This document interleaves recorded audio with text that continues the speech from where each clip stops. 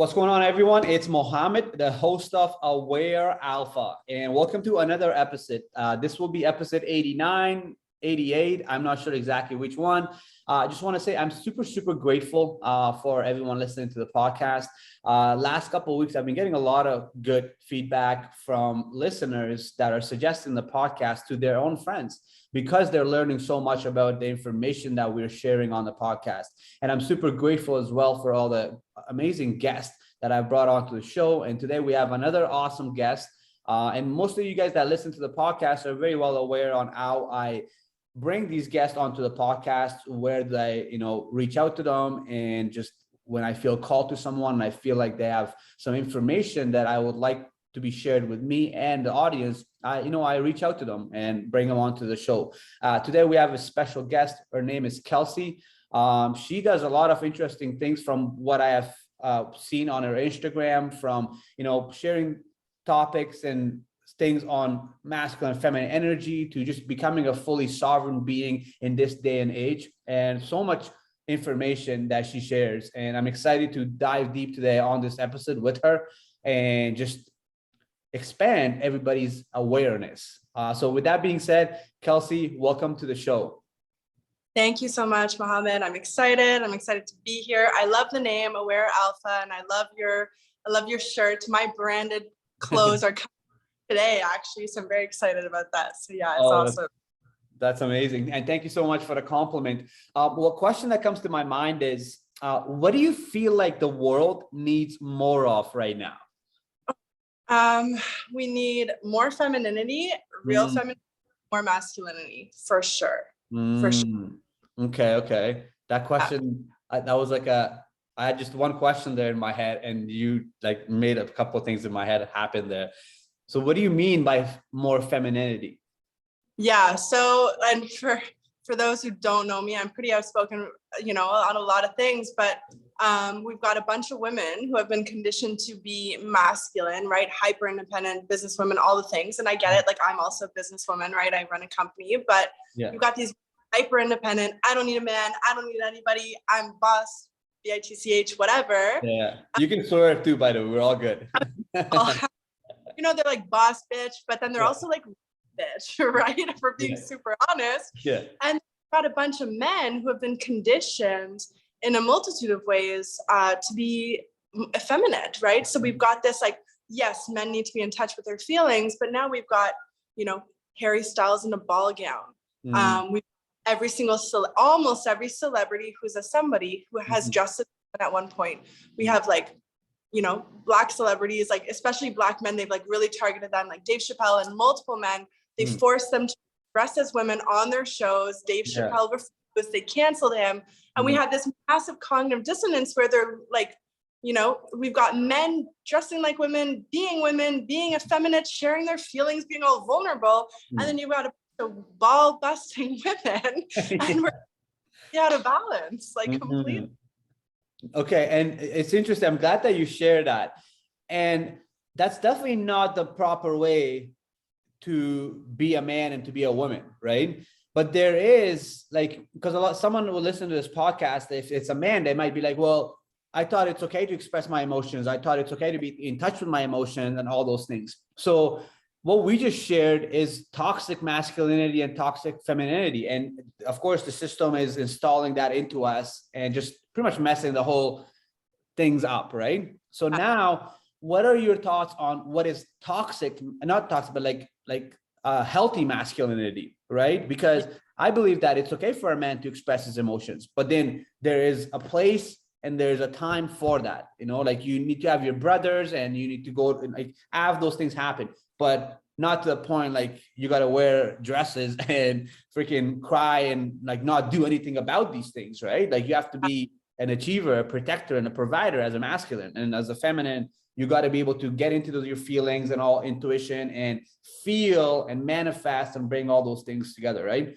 But yeah, you share with me, like, what do you feel like is the masculine that we do need, and what are the feminine traits that we do need? Yeah, so ultimately it comes back to the archetypes, right? So most of the world is in like the feminine is like in a wounded princess, hyper independent archetype, and the masculine is in like a beta, the knight, the prince kind of victim. Both of them are kind of victim, disempowered. So I think of the king and the queen, right? So the king, of course, it's a man who's tapped into his empathy, tapped into his emotions. But again, like you said, he's provider, protector, he's disciplined, decisive, he takes action, penetrative, right? That's the masculine. Yes. Whereas the is submissive, she's soft, she's nurturing, right? But the problem is that in our world, women have been so hurt, men and women both, you know, they've been so hurt, things like that. So the woman becomes hardened. She gets these masculine shells, this independence, completely disconnected from her emotions. And then we've taught men that it's wrong to be purposeful and all of those things. And we've made him lazy with his, you know, cushy government job, and he doesn't need to hunt or protect his family anymore. He doesn't need to do any of those things. So he's lazy and he's become soft. So we have this complete opposite. And all of it is that, you know, we're going to go deep in energetics here. Everything in the world, and these are laws of the universe. This is not like woo woo. I always bring science. Everything in the world has two poles, right? It's like even plants have a masculine and feminine. Everything has masculine.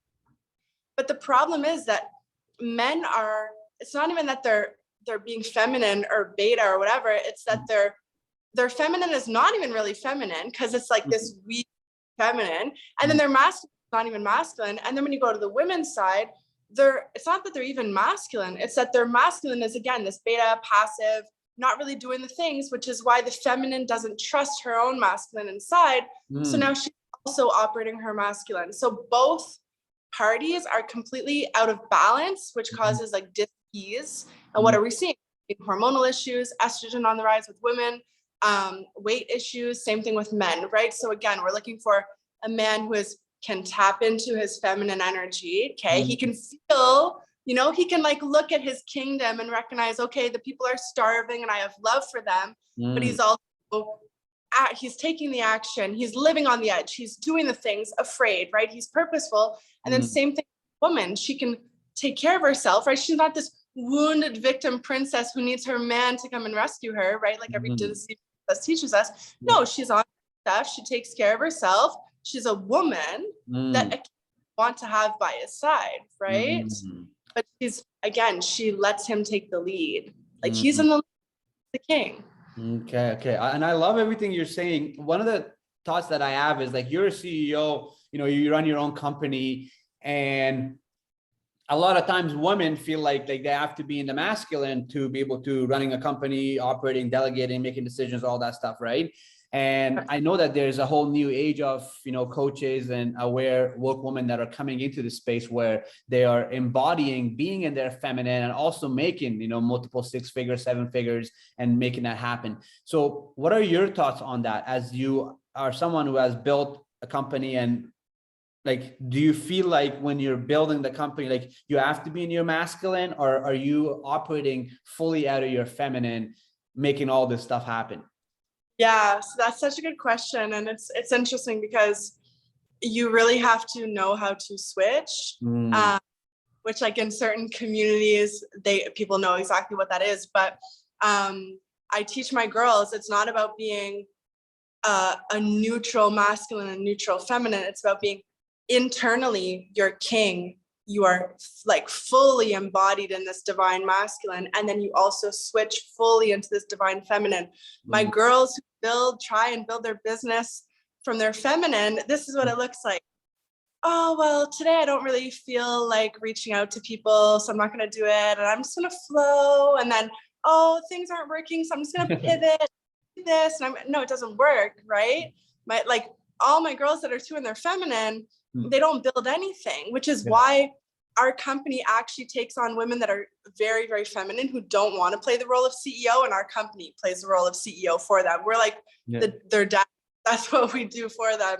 And then we market and take care of them so that they don't have to play that role. But if you actually are a woman in business and you want to build a company for yourself, you have to be able to be in your masculine and create the plan, stick to the plan, whether you like it or not, right? Like that action. But then what happens is you need to be able to soften into your feminine in the presence of a masculine man. So generally I'm like neutral, Mhm. and I can be masculine, or, you know, I flip both. But if I'm in the presence of a man that I'm dating or whatever, Mm. A, he needs to be more masculine than me to be able to date me. And Yeah. B, then that would really be soft because then he's playing that role, right? So, Interesting. And yeah. how do you navigate that? Because I noticed you have a child as well, right? Yeah. Yeah. How old is he? He's 4.5. He's so 4. cute. That's amazing. And do you feel like, do you have to be in your masculine or your feminine when you're raising a child? Yeah, that is such a good question. And that is something that makes me cry all the time because, like, if I'm being, I do not enjoy being a single mom. It's really hard. And I feel like our society breeds and pushes this stuff, you know, if we Yeah. go in the aesthetics. And it's really hard as a woman to be a single mom because it's so like stressful because you're really having to like jump back and forth. Mm-hmm.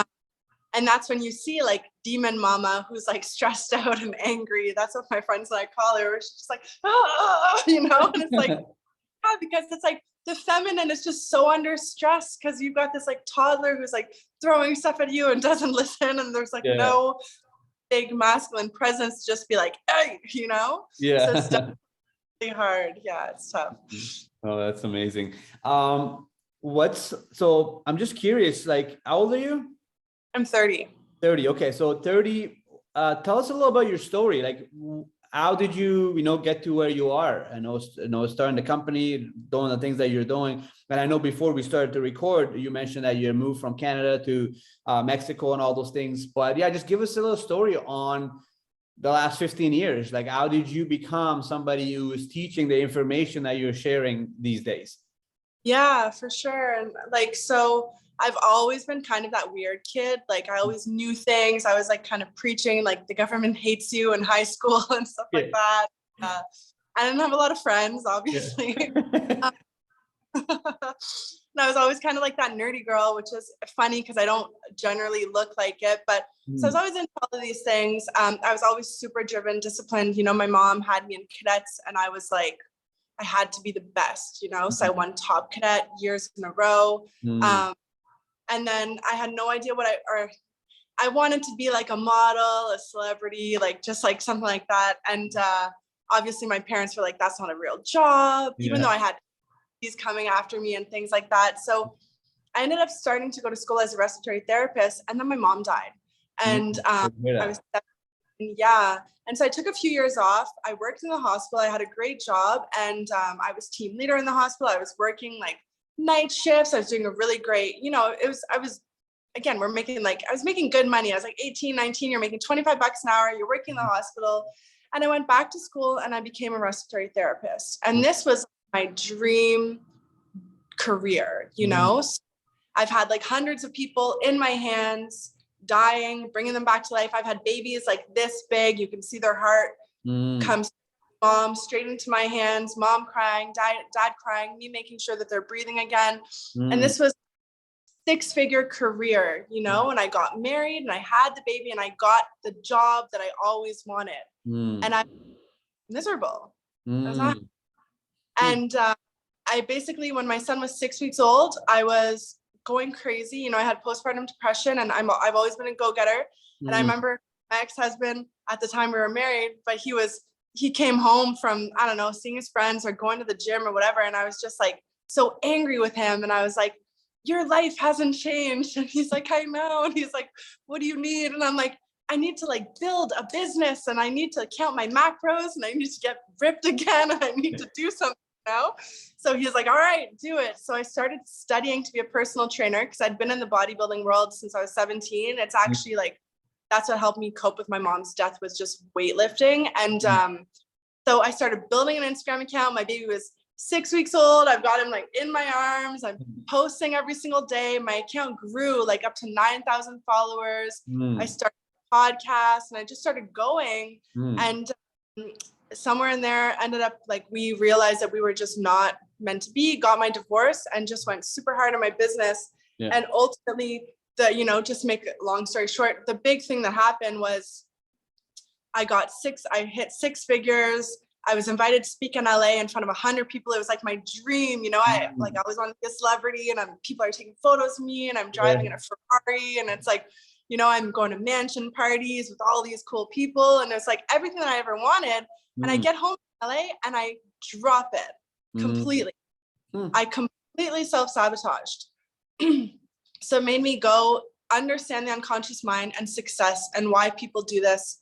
I had to like go back to my childhood. I grew up in like single mom, drug addict dad. We had no money. So I came from nothing, right? So I became a master practitioner of neurolinguistic programming. I started truly understanding why people do the things that they do, why some people are successful, why some people aren't.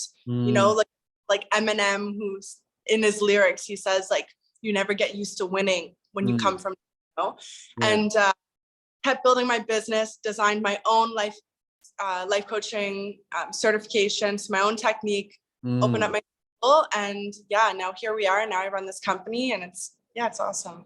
That's amazing. Thank you for sharing that. It's interesting you mentioned that like you had hit this, 6-figure income, mansions and Ferraris and partying and life is good, yet you dropped it all, right? What do you think? It's not, obviously it's, like you mentioned, it was the childhood trauma where you grew up, you had nothing. So when you have something, you don't know how to deal with that. And eventually you lose it, just like lottery ticket winners, right? They win, 5 years later, they lose all the money. So you self-sabotage. And so like, what did you end up doing around that time? Like, how did you realize that, damn, I need to go back into my childhood and I need to heal my trauma and I need to figure all the stuff out? Like, what did it look like during that time for you? Yeah, well, what's really interesting too is that the unconscious mind is so sneaky, right? So it doesn't tell you like, hey, we're going to self-sabotage your dreams right now. No. It convinces you like, oh, you need this cheat meal, or, oh, you actually don't like this job, or this isn't working, so it's time to pivot or whatever. So it really truly convinced me that I wasn't in the right business, that I didn't like what I was doing. So I ended up finally like going to live out my dreams. I got I got an agent. I started acting, and I started studying a degree in psychology. And meanwhile, I was still getting clients on referrals because people like loved working with me, and I'm working with them, and I'm just seeing all the patterns. And it took me a year to realize that I'd completely self-sabotaged. So it takes time for us to really click, but obviously I'd been healing that entire time. Like anytime that you're in business, or especially acting just like cracked me open, because I don't know if anybody has ever acted, but it's like, it seems like nothing, but it's probably like one of the hardest arts, because you truly have to like open up everything to be able to tap into different emotions. And so that was like just so much healing. And then being in school, studying psychology, things were clicking. And at that point I was already a master practitioner of neurolinguistic programming, but it all started happening. It was like a year later that I'm like, what the fuck? Like I really fucked up. Yeah. But it's okay. Here I am, No, that's so interesting. And what I'm curious about always is, during that time, right? Like when you start to kind of go through this process, did you have any moments where you were like, wow, like I had like a lot of childhood trauma, and like I need to heal this childhood trauma to pretty much, I know another way I could say is like, I need to reprogram my subconscious mind. But it's also just trauma that, a lot of us dealt with, limiting beliefs and all those things, right? So how did you, I know you studied neurolinguistic programming, but like on a practical way, like how did you start to change your subconscious mind? Like what were some exercises that you did, or what did that look like? Yeah, and it's so good. So it's like, of course you could hire someone like myself and we'll dig in and just shift things, but also the work doesn't stop, right? So it's like, I have Post-it notes all over my house. Right? Like your unconscious mind is constantly taking in 2.3. So for everyone listening, your mind is taking in 2.3 million bits of information, and you're only keeping 164. So you go from to 164. So you're generalizing, deleting, distorting information, which is why when you're in a fight with your girlfriend or boyfriend and they say, I didn't say that, but you heard that, it's because your mind went and generalized and deleted information the way that to hear what you wanted to hear, right? So you have to utilize that. So if you're unconscious seeing something often enough or hearing something often enough, it's going to change. So every single time I up level, which I'm going through like a massive one right now, so I'm going to do this work on myself. I write down the new level, what it entails, the new identity, and like, you know, so you basically identify like the action steps that are associated. So let's say someone is listening and they're like, cool, I want to be a 6-figure earner. Okay, that's what, like a little over $8,000 a month, you know, technically. But let's just say 10K per month. Yeah. Okay, so what would someone who earns 10K per month, what would they look like? How would they run their day? How would they feel? Things like that. You write it all down. Really determine the action steps and what you need to do. And you put this all over your house, post-it notes, whatever, and you start to take actions based on that. I'm about to cough. I apologize. Oh, that's okay. Okay, sorry about that. That's all good. You really do that identity work because everything stems from there. Sorry, I'll restart that. Okay. The little pauses are because Kelsey is just coughing there. She's very nice and she's actually muting. Yes, I know the drill. I know the drill to fix it. But so you really want to make sure that you're doing that work because your thoughts create your emotions, create your actions, create your results. Now, anyone who's listening to this, please like listen to this so clear. Your thoughts create your feelings, create your actions, your results. Don't feel good enough. You're not gonna take the action, so you're not gonna get results. Right? It's so simple. Look around your entire life. Do you have the results that you want? Yes or no? It goes back to your feelings. Okay, what's back? Take the action, even if you don't feel like it, right? Oh, don't feel good enough? Take the action anyways. So that's why you do that identity work. You really like write out this new identity, how you dress, how you operate, all the things. And then you literally just do the action steps associated with that. Eventually, you'll program your unconscious mind to just be that person. And then at that point, redo it to get to another level. That's really good. Like another example is, let's just use, if somebody wants to, let's say if somebody wants to have a successful relationship and they're single right now, right? They're manifesting a partner in their life. So what you're saying is to write down a description of what that new relationship looks like, you know, and do you suggest this to be like a long paragraph, or is this like just a couple of sentences when they're done, you know, setting this new manifestation? Yeah. So like I have 2 things that I do when I teach my girls is like, and I say girls because I mostly work with women, but I like to write out the new identity. Okay. Like the action steps and put that around my house. I also like to write out the vision. So what I would do with a relationship is I'd write out the things that you want and really focus on how you want to feel. Like that's the most important part. Even when you're trying to manifest money, like what does it actually feel like having 10K per month? What is it like? Write out the feelings, things like that. So write out the relationship, the feelings, and then go on your voice memos and record it as you have it. So I'm so happy. My dream person is here, blah, blah, blah, whatever. Commit and be specific, okay? Like committed to me in a monogamous relationship if that's what you want, because if not, you're going to have who knows what the world will throw at you, right? Specifically, and then record it and then listen to it all the time, because your unconscious mind can't tell the difference between what's imagined and real. Because real, right? We're like in a Sims game anyways. So, you know, record it. And then first thing in the morning and before bed, listen to this vision. And you can all the things that you want in it.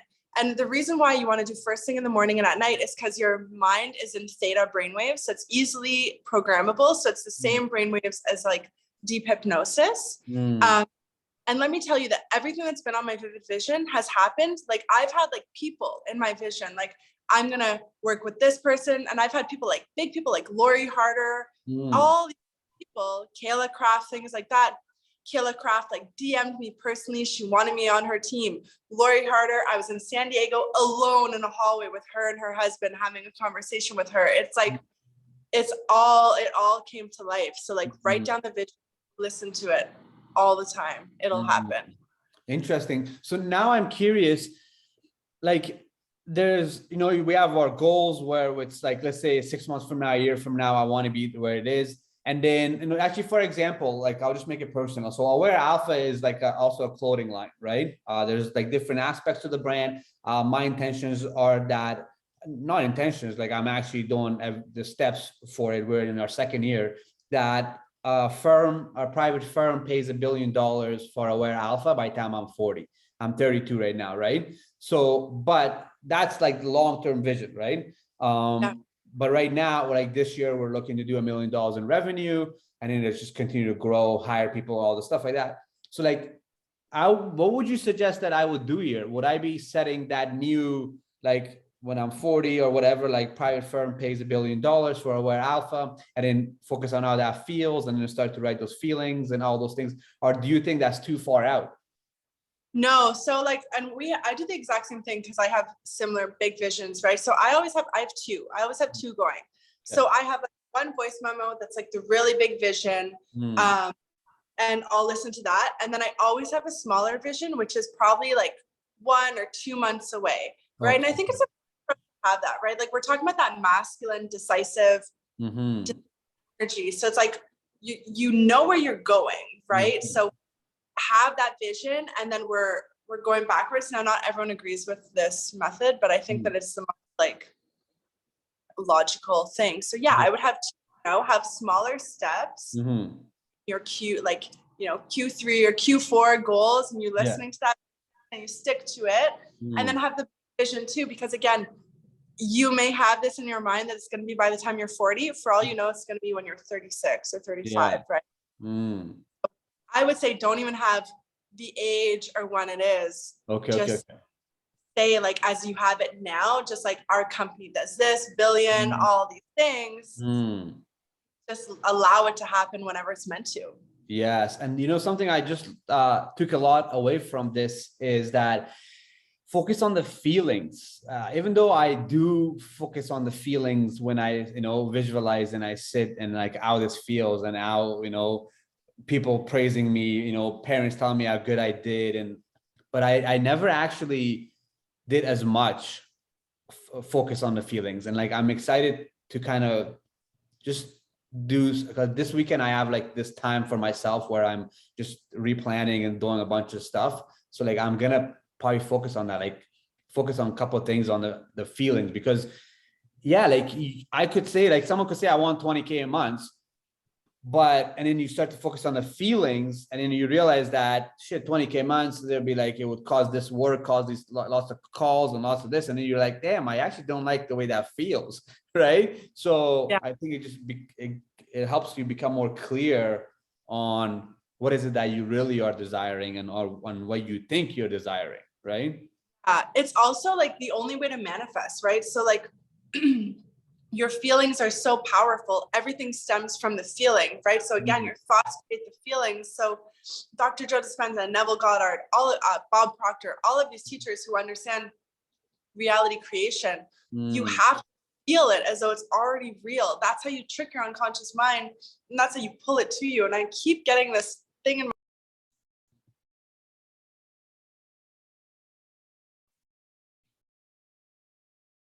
gosh, I'm sorry. That's all good. Kelsey is sharing the best information ever. That she can't even handle it. She's yeah, like you have to, again, like your heart like has an electromagnetic frequency of 6 feet and 1 inch. We're you're an antenna. You're like pulling things to you, right? So it's like, and you have to be a vibrational match to the thing. So for example, this company that does $1 billion, it's vibrating and it already exists. There's no past, everything exists now. So it's here energetically, and it's vibrating at a certain frequency, and you're gonna feel a certain way to have that. Okay. The way that you pull it to you and draw it to you is by feeling what you feel in that moment. You're just trying to become a match to the things that are meant for you. So again, that relationship, like guys, girls, whoever, if you're like calling in your counterpart, your partner, I'm telling you, and like God's all like, I'm single, I get it. God's always telling me like, feel the way you'd feel without it. lesson too, right? Like we're here to be the fullest completion of all, like we're not meant to need anything outside of us. So it's like, oh, you want to be a millionaire? Feel the way you feel as a millionaire without it. Don't even need it. Oh, watch it come to you. Yeah. You know, right? Instead of that weird needy energy where you're like, I need this person or whatever. It's like, that's like, but if you like literally embody it and feel, and that word embody is so overused, but it really just means if you like feel it as though it's already real, it's already yours, it's going to be in alignment with you, right? Yeah. That's amazing. You know, it's very interesting because when it comes to a partner, I have been like, so I've been manifesting a partner, but at the same time, just the process of manifesting, it's been a very eye-opening experience for me because of what I thought I wanted and what I really want. It's been interesting because, and so for example, the last probably 6 months or so where I'm like, wow, like I feel very ready for a partner. And I'm like doing this work of, you know, like manifesting it. But at the same time, hanging out with different women has actually opened me up where I wasn't as clear on who I thought I wanted, right? And I'm learning, you know, like, it's just interesting. It's a process. And I think what you're just sharing with me is that that's why you want to sit and take the time to find out what you truly want. And you can do that through the feelings, right? Like, so it's like, if I'm manifesting a partner, what am I looking for? Like, it's like, what am I, you know, what feelings do I want from this? You know, what feelings am I in search of? And I'm very big on, you know, like coming from a healthy place in a sense of, so it's like, if I realize like somebody's listening to this podcast, they're like, wow, I'm, you know, manifesting a partner as well because I want to be loved. Well, I always say it, I'm like, are you loving yourself on how you want that the person that you're manifesting that love you, right? So me, like, I've done the work. I'm, you know, I'm fully just happy with myself. I was telling this to my sister recently. I'm like, I am my soul's mate, you know, like I feel so happy with myself. And I'm just at a point in my life where I'm just ready to build this empire with someone else, somebody else that can match this and kind of go through the process, right? And yeah, just listening to this, I'm like, wow, like after this, I'm just gonna like think about that more because, you know, like as I focus on the feelings, I might think that, oh, I want a woman that can like cook for me and like play the feminine, but then I'm like, no, I can cook. I do all that stuff anyways already. So I'm like, and in the last 6 months, I have become very clear because I had met some women that were really not as, you know, in the last probably year or so, where like, they're not as ambitious or driven, let's say, to want to make a lot of money. And then when I kind of experience those things, I'm like, oh, wow, like I actually want somebody to be ambitious and driven that want to make a lot of money, you know, because that matches my energy on what I want things to happen right now. And they don't have to be cool in their masculine, but as long as they are on the vision, like they know what they want, right? Yeah. They're okay with this 5-year, 10-year goal, and they're willing to go through with it, right? So people listen to the podcast, right? And there's transformations, all these things that can happen, right? But I feel like a lot of people are not aware on what self-growth looks like. Like, you know, like, let's say like I'm at 1K a month and I get to 10K a month. I'm at a job I don't like and I get to this business that I'm doing and it's amazing. And that self-growth process, right? It's actually not fun. Like it's like, right? So I'm just curious, like I want you to answer the question, like what like self-growth, what does that process looks like to go from, you know, 0 to nothing, from single to happy in a relationship? Like, what does that look like in your thoughts or in your opinion? Well, like if I'm being super honest, it looks like me crying in my car on my way home before hopping on this podcast today, right? Yeah. Like that's the reality. And I actually took a photo of it because I'm like, I'm gonna post this. Yeah. It's not easy. And it's like, because we need to really understand, and this is what like people need to understand that your inner world creates your outer world, right? And you know, I know like on Instagram, I go super deep in this stuff. Like it really is like your inner architecture, everything going on internally is just projected. It's you pushed out. Everything you're experiencing in the world is you. Yeah. Right. So what you don't like, what you do like, it's all you. You know what I mean? So you know, and I'm moving today after this into this suite beside me because it's more renovated and it's nicer. Okay. Let's use that as an example. Okay. So my current reality is this one, or right now I'm in between worlds, right? Because I'm kind of in that. But so my current reality is this one. It looks a certain way. Yeah. Okay. something had to shift inside me for me to match to a better, more renovated apartment. Yeah. Right. The same way, if you are making $1,000 in your business, the version of you that makes $10,000, so your external reality is different, it means that you want inner growth to get there. So you have to become, like we said, a vibrational match to the $10,000 or to the company, or for me, to that apartment right beside me. I had to become a vibrational match, which means that you need to let go of all of the things that are not at that vibration. So that's like the unworthiness, the not good enough, the limiting beliefs, the bad habits, the toxic friends, the staying up late, the watching too much TV, all the things that are keeping you from that. So it's not an easy process. And what I find happens for me is that like every new level, new devil. But so right now our company is growing like crazy, and it's been so intense.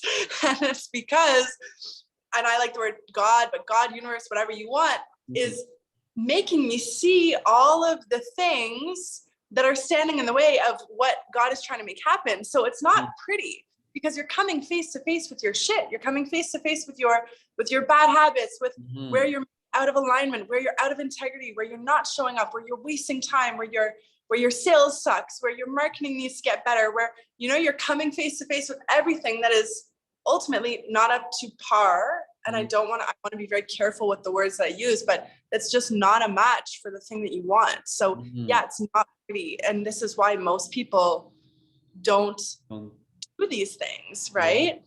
No, it's so true. Did I hear you say every new level is a devil? New devil, new level, new devil. What do you mean exactly by that? I like that. Yeah, it's like, so for me, like, and I always teach, like, so we have a school in our company, and I love the archetypes of God and the devil, because they're just really easy for us to conceptualize, right? Like light, dark, good, evil, God, devil, whatever. Yeah. And I use opposition and enemy a lot. And so it's like every single time you get to this new level, there's multiple things that happen. And I call it opposition, but there's something either pulling you back. Okay, so let's say, easy example, you guys decide, someone's listening and they decided to start their own business, and you're like, you've committed, like the night before you committed, but you're still working at your old job. The next day you're gonna go to work, all of your coworkers are gonna be like, yo, we're going out for drinks, blah, blah, blah. But you've committed to like studying your copywriting or doing your thing after work, and they're all gonna kind of hound you. And then on top of it, they're going to start, oh, you really think that you're going to manage to build an e-commerce business with this like recession that's coming, blah, blah. And they're going to start. You need to know that's the devil. That's the opposition, and just ignore it. And it's trying to bring you back to your comfort zone. And it's filled with fears and doubts and things like that. So you need to know, oh, there's like, I'm hitting a new level. There's the devil. And then keep going. And it's going to happen every single time. I love that. That's really good stuff. So right now you're building this company, you know, single mom, doing all these things, right? And you're living in Mexico. What would you say, like, to the people that are living in this world right now, that are listening to this podcast, that are looking for a transformation, right? Especially since you work with women, and a lot of the listeners are women on my podcast as well. What are 3 things that they can do, or even actually just one thing they can do to have a level up year next year, or even in the next 6 months? Like, what are some things, especially, of course, I don't really talk much about, you know, like the current economic, you know, stuff that's happening, but like, obviously there's a recession coming, and you got to be prepared for stuff like this, right? But what's one thing that you would suggest for people to do to just be ready and not sink in the next recession coming up? And of course, I feel like just life is a recession, you know. I feel like it's always just testing you. It's always, you know, especially if you're leveling up, especially if you're trying to have a transformation, right? Especially if you are somebody that has a growth mindset, because there's always a new level when you're growing, right? Even working out, like right now I'm getting stronger every day, and then but every day I don't want to go to the gym. Every morning I wake up, my bed is the devil, you know, my pillow is the devil. It's like, hey, just stay here a little longer, you know? So what are your thoughts on, what are some things people can do to have a massive transformation and level up in their lives? Yeah. And it's like, it sounds super. So I just want to say, like, I don't believe in living our life in fear or anything. I truly think that, like, recession, new Instagram algorithm, markets becoming saturated, blah, blah, blah. Again, these are all just the opposition coming to mess with you. And all they're doing is weeding out the weaker ones ultimately, because anyone who's listening, that means that you're like Mohammed and I, and we're growth oriented. So it's like, oh, cool, Instagram algorithm changed. I need to actually step up my social media skills and get better. And those who do that end up being at the top. So same thing with the recession. There are people who thrive in the recession. Why? Because they're like, I'm going to utilize this and make this, do the best from it and become better, rather than being, oh no, you know what I mean? Victim. Don't do that. Just keep building. But for anyone who's listening, I know this is so cheesy, but it's like, actually connect with yourself. Like, connect with yourself. Ask yourself, are you happy? Do you like the job that you're in? Do you like the relationship that you're in? Are you actually living in alignment with your highest, deepest truth? Yes or no? Because it's like, if you have that, like, I truly believe if you're in alignment with the deepest part inside of you, whether it's your soul, God, universe, whatever you want to call that deepest thing inside of you, that thing is always taking care of you. And the only times that you're not being taken care of is when you're like, you've decided that you're going to go and do your own things outside of alignment with this, right? But it's like, if you're in a job that you hate, and right now you're listening to this and maybe you're driving and you're like, oh man, like, I hate my job. What am I doing? Follow me, follow Mohammed, keep listening to the podcast, start doing something in alignment. And then I swear, the minute that you're in alignment with yourself, you're taken care of all the time. So it's like, connect with yourself, do the mirror work. Look in the mirror, talk to yourself, ask yourself, am I happy? Do I love myself? What needs to change in my life right now? And then actually do it, as scary as it is. Maybe it is a job, maybe it is starting the podcast, maybe it is leaving the guy who just plays video games all day.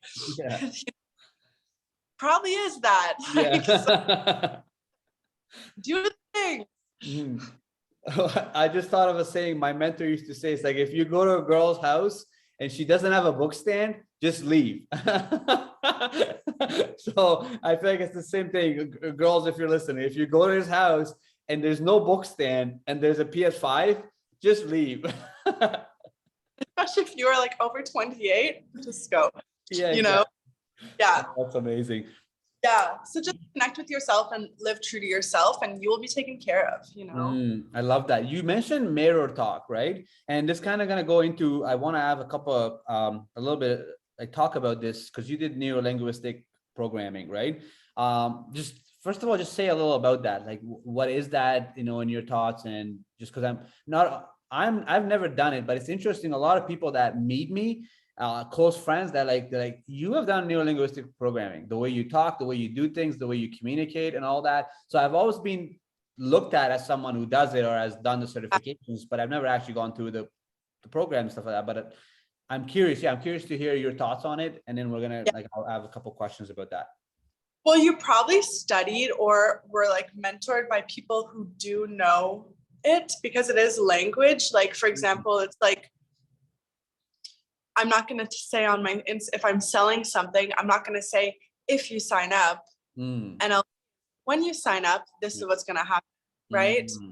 And I know men who know NLP, and they say, when you say yes to going on a date with me, and you're like, okay, I guess, you know what I mean? It works. Like, because like, confident, it's like, when, right? You can do that, Mohammed. If you're looking for a lady, just be like, oh, when we're out for dinner next Friday night, this is how it's going to go down.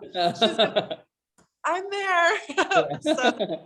So it's all language, right? So linguistic, it's language, and it's utilizing the unconscious mind. Now, I developed my own life coaching technique, which is from NLP and quantum healing and physics and things like that, because I feel like there needs to be multiple layers. But NLP is really just understanding the language of the mind and tapping into the unconscious mind. And the unconscious mind, we can think of like the conscious mind is the tip of the iceberg, and the unconscious mind and everything underneath. So it's your unconscious mind is responsible for 90 to 99% of your thoughts, actions, habits, behaviors. So that's the majority of your life is done unconsciously on autopilot. So utilizing NLP is kind of, again, you're swimming under the surface, and it can be really powerful in sales and things like that. It can also be used for a lot of manipulation. So like Obama paid $25,000 to have a neurolinguistic programmer write his speech, and they utilized different language so that everyone heard what they wanted to hear, which, remember, I told you the unconscious mind hears what it wants to hear. So they utilized language. So when they interviewed everybody afterwards, everyone was like, oh, and Obama said he would do this, and Obama said this, and Obama said he would take care of this, but he didn't say any of those things. But it's because they utilize like the language that seeps beneath the conscious mind. So it's very powerful. And it's part of the reason why I didn't want to certify people in NLP, and why I wanted to kind of create my own thing, because that's just, people really get to know me. I can't be under any institution. I need to create my own. But it's powerful for the unconscious mind. It is powerful techniques to completely just shift what's going on, or you use my method or work with my coaches, and we do the same. That's amazing. What would be a practical step that you could give that somebody's curious and they're like, wow, like I want to use neurolinguistic programming to, you know, change some thoughts that I have or change some limiting beliefs that I have? What would be like a small step, practical step that they can start to do, you know, today? Yeah. So like, okay, let's say you're somebody's disorganized. Yeah. You literally start saying, I used to be disorganized. When I used to attract emotionally unavailable men. When I used to only make 10K per month, your mind is like, oh, we only make 7K per month. And you're like, when I used to only make 10. Yeah. And it's like, and so that your mind kind of goes like, used to, like, what do you do? And it doesn't understand. So if you start saying things like that, our language is so important. We're like casting spells, right? So whatever you want to drop, if you don't like your organization or you're swearing or whatever it is, just, I used to do this thing 5 seconds ago. I used to do it. I don't do it anymore. You know, I said, so again, the unconscious mind too. So that's number one. I used to do this thing. The other one, your unconscious mind doesn't process negatives. So don't say like, I'm not going to attract emotionally unavailable partners. Your mind heard, I'm going to attract emotionally unavailable partners. Say what you So in NLP, we learn like, if you're talking to a kid and you want them to keep their house, like their room clean, you don't say, don't make a mess, because all they hear is make a mess. You say, keep your things like that. So you can utilize this with yourself, with your team, with your clients, right? So we say the things that we want, and this just, again, manifestation. So you're trying to make more money, you're trying to get more clients, you want that partner, things like that. Like I'm only aligned with an emotionally available partner. I'm only aligned with clients that are willing to pay premium prices. And we say the things we want. I was just thinking, I was like, I'm going to start being like, when I used to be single, yeah. That's actually awesome. Attracting like high level partner, you know, like I attracted a high level partner, you know, like that's super powerful. Because again, you're gonna go, huh? And then you start to become in alignment, and then next thing you know, you're bumping into her at the grocery store, and that's it, you know? Yeah, he's in the same aisle, in the fruits and vegetables aisle. I'm like, oh wow, perfect. Yeah. You're gonna hear her saying the same thing. When I used to be single, and you guys are. Oh, that's amazing. So you also mentioned something about mirror talk, right? So a lot of people just think mirror talk is, you know, just like sit in and look in a mirror and just have conversations as if you're talking to somebody else, right? Yeah, tell me a little about mirror talk. Like, what kind of mirror talks that do you do? And just share that, because I'm very like, I do a lot of mirror talk myself, but I don't even just mirror. Like I just talk to myself all the time. You know, like there's the ego, the authentic self, the inner child, and I just have I have like meetings with myself, you know, and Yeah. just everybody's at different chairs and we're like, you know, how do you feel? What do you need the most from me right now? Are you good? You know, it's like we're Yeah. having a executive meeting. But tell me a little about mirror talk and like how often do you use it and in what ways do you use it? Yeah. So like for me, it's super deep because I teach this principle in our school of like Hyros Gamos, which is, I believe, like the highest path of like our spiritual ascension, which is union between masculine, feminine, and inner child. So it's like full on like marriage between yourself and God and the external world. It's very powerful.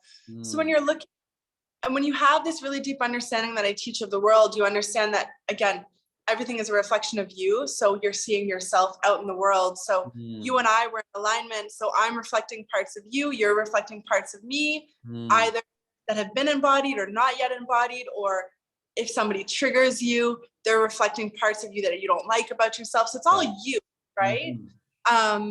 So when you're doing mirror work, you're connecting with yourself on such a deep level, but you're also connecting with, again, that internal thing. So for me, people who are in, who know that they're here to have like a divine union, so like a sacred union, which means like you guys have been walking the earth since the beginning of time together, and you're here to like build a business or a family or something of new earth. And that could be you, because I feel like I'm in one of those. Mirror work is so powerful because you're just connecting with yourself on such a deep level. You can't hide from yourself. You can't run from yourself. You know, I was telling a client yesterday, you look at yourself in the mirror and you ask yourself, hey, why haven't you moved past your divorce? You feel the answer and you can't run from it. You can't avoid it. You know, you can look at yourself in the mirror and be like, tell me you love me. And you'll feel if it's a no. And then it's, why don't you love me? Oh, because back in 2006, you did blah, blah, blah. And it's like, okay, so now I need to forgive myself for that, right? So mirror work is so powerful because you become your own coach, you become your own partner, your own lover, all the things, but you actually learn to fall in love with yourself. You also learn to dissolve the barriers of love within yourself, which are the barriers of love with another person, with your dreams, with everything. So the closer, when you come into union with yourself internally, you come into union with everything that is meant for you externally as well, because it's all you. So you want your dreams, you want your dream partner, you want to be aligned with all the things that are meant for you. Just become in alignment with yourself. And mirror work to me is the number way to do that. And I would say at least do it at least once a week, you know, and it like you can sit with yourself, like have a big mirror and just sit in front of the mirror, just hang out with yourself. Maybe, you know, I have clients who can't. Sorry, someone was calling me. Can you hear me? Yeah, we're good. You cut off there a little bit, but now I can hear you. Okay. I have clients who like can't even look at themselves. So I tell them like, hey, just sit and connect with yourself, you know, like just read a book, but with yourself, right? Like we want someone to be in a relationship with us, to live with us, to want to create intimacy with us. We don't even create that with ourselves, right? Yes. So it's big. I think it's really powerful. And this is when I said connect with yourself, do the mirror work. You will not leave the same person and living your life the same way. You can't, because once you come face to face with the truth, it'll kill you to keep living inauthentic. How do you say that? Unauthentic. Yeah, like I was trying to say inauthentically, but that doesn't work. I don't know. I feel like at least you're being authentic. That's good. Yeah. People are gonna be DMing me, this is how you say it. Yeah. You know, that's so cool and it's so interesting. One of the thoughts I just had was like you said about like intimacy, you know, it's like I'm looking for intimacy or people looking for intimacy, but yet they're not even intimate with themselves, you know? So it's like, how do you expect to have this, you know, intimate union partnership when you are not even intimate with yourself? And that's something that for me has transitioned so much in the last year. Like I went from like, I started to really, you know, prior to this, I was doing a lot of the work, but when I started to really embody my feminine energy and like, I shared this before, like I take baths and I spray like rose water and like just really embodying the feminine energy and also at the same thing, embodying the inner child. And it's actually helped me be more masculine. in a healthy way, you know, embody the masculine, right? I'm curious because you work with women, right? Like mostly you work with women. I'm curious, what do women want from men these days? And especially for the man listening, right? Yeah. I feel like this would be a really cool question answered from a CEO that's a woman and she works with women all the time. What are some things that women want from a man in this day and age? Yeah, I think that that's a really great question. I love that you do connect with your inner feminine. It's so important. And I think that that is something that we want, right? Like nobody wants like a brute, again, nobody wants an emotionally unavailable man who can't communicate, can't even know that, like, you know, I meet a lot of men who are very masculine who have no desire for a relationship because they're so disconnected from their emotions. Yeah. And it's like, babe, like you are just like so far gone the other side. It's almost sad. Yeah. And yet you can tell that he wants that because he'll be serial dating or whatever. So it's like deep down, there's a part of him that really desires that connection. He just doesn't even know it. Yeah. So we definitely need a man who's connected enough to his emotions, but I think that women want a man who's decisive and a leader. So when I am, you know, when I meet a man that I'm like, okay, I'm willing to like date him or go on, you know, I tell him very straight up, I'm like, I make decisions all the time. You make all of our decisions. So like I was dating a man for the past couple months, entrepreneur. And that's like, as an entrepreneur, I only really align with other entrepreneurs, but he knew, like, he would tell me like, wear this type of clothes. Yeah. I'll see you at 8 p.m. I'd be like, where are we going? He'd be like, don't you worry about it. He would take us to the restaurant. He'd order the food. He knew exactly what I liked, exactly what I wanted to eat. He'd be like, she's having, like, we're having this and this and this. He'd take care of everything. Everything was taken care of. If I had to go home, like he would pay for my taxi home. Like I'm a woman who can take care of myself, but so he provided, like he would take care of all meals, things like that. And I only align with men who are like ball out, you know, and like who take care of me. And I think that all women want that. We desire a man who can provide. And again, it doesn't need to be crazy, but most women want that and most men want that as well. So providing the leadership, take the lead, you know, surprise her, sexy, like tell, like obviously know that she doesn't like shrimp and that she likes steak or whatever. But then once you know her, you can totally be like, you know, like, can I order for the table? Like, yes, please. Like, please, I have decision fatigue. I don't want to order, you know? So that's amazing. And I think that a lot of women want to be nurtured, right? And I believe the feminine nurtures the child. And this is going on internally within ourselves as well, right? So the divine feminine nurtures the inner child. The divine masculine nurtures the divine feminine. Yes. Right? So I think that a lot of men nowadays, they think that being masculine means that they're just like, and that they don't know how to, but it's like, no, buddy, you can still be very masculine and still nurture your woman. Like I've had like one man, I had a serious relationship with him and he would like dry me when I came out of the shower. So sweet, you know? And it was like, he's like, you're my baby. Like you're just like, take that. And I was like, oh my gosh, like that's so beautiful. Like you just like dry my hair. Like it was so, and it was, I never knew that I liked that or how nice that felt. But I think that women want to be treated like that, you know? That's amazing. Thank you for sharing that. And for the guys that are listening to this, you know, getting in touch with your emotions, you know, like how you do that is by spending time with yourself, by figuring out what is it that you want, why are some things triggering you, you know, why are these moments that you're angry and all these things. And if you are craving emotional intimacy with the partner, the only way to attract that is by first becoming intimate with yourself, right? And that's the stuff that Kelsey shared with, like, you know, the mirror talk and all these things. Just this is how you figure that out, right? The second thing is that she shares that I wanted to share from my kind of view is that make decisions, be precise, like make decisions, you know, take the lead. If there's a girl that you like walk up to her and, you know, and there is like a balance in this, right? Like you want to be polite, you want to have manners, but yet you want to be a king and walk around with king energy, meaning that you see something that you like, you go for it. You know, you make the decision. If you have someone that you want to, there's a woman that you like and you guys have been talking for a couple of days or so, and you're like, oh, I'm gonna wait for her to. And I say this because in my early 20s, I was like this. I was like, oh, I'm gonna wait for her to like suggest something, or I'm gonna, see if she likes me and if she does this. No, like that's not how it works, especially an aware woman. Like if you like what you see, you pursue that, and there's difference between chasing and pursuing. And this, I think, once you start to do the work, as you start to get intimate with yourself, you start to embody and be this person. So if there's a woman that you like, reach out to her. Hey, I feel like I want to take you on a date. How are you, what are you doing Friday night? How do you feel about, like, be decisive and put these things out there, right? That's amazing. We could probably charge for that piece of information. That, all of your life, it's so valuable, and women love that. Like, women want like their ass slapped and like put in their place. You know what I mean? They really do. Like the woman who is like super independent with like the kind of beta male sitting on the couch, things like that. Yeah.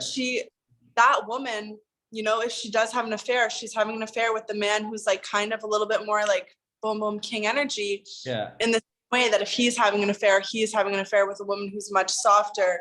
It's not that either of them wanted other people. Yeah. It's that they're off balance. She just needed step. Like if you're in a relationship right now and your woman is super masculine, understand the reason she's super masculine is because she doesn't fully trust that you can step into that role yet. Yeah. So the way that often is you become more and more masculine, then she'll have to become more feminine, and she will learn to become more feminine. So it's like a lot of those women, when they're, I know we've seen these women as not right either, but she's almost like belittling her man and things like that. It's almost like she's like unconsciously trying to wake him up, and it's like, wake up, like put her in her place, put your foot down, say like that's it, and then grab her and do what you guys got to do.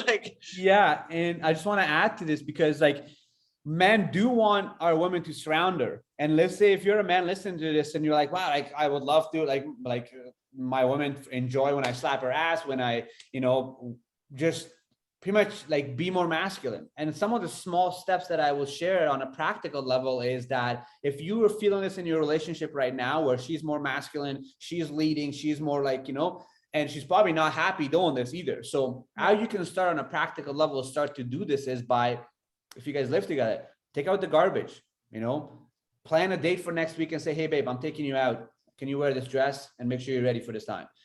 Small little things, right? You start to build habits for your own self. If you don't work out right now, like, yeah, babe, I'm going to start working out, and actually start it, start things and show, like, say things and do those things that you said you're going to do. And that builds integrity for yourself and this woman. And watch, before you know it, she will start to surround her to you, and then you can continue to take the lead, right? I don't know if you want to add to that. Like, do you feel, like, no, that was all perfect. That was so good, and it's like, obviously we're consciously communicating, right? So we're telling her like, hey, I'm going to be in the lead.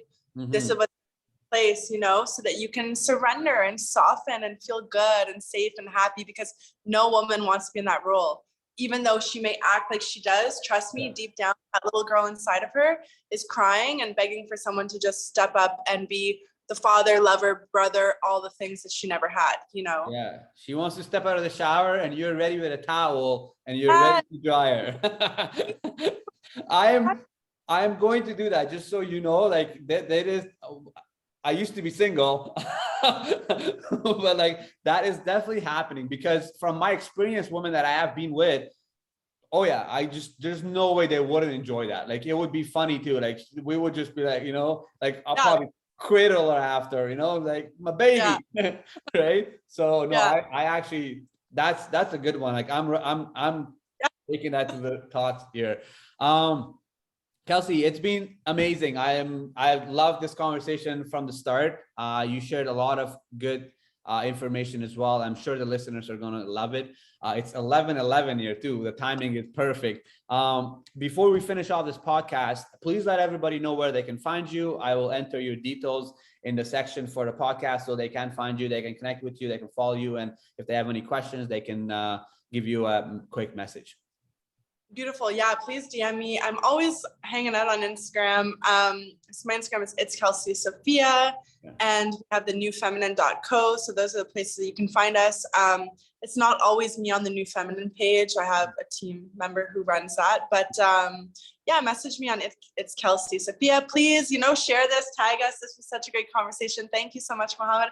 I'm so happy that you used to be single and you found your life partner. This was really fun.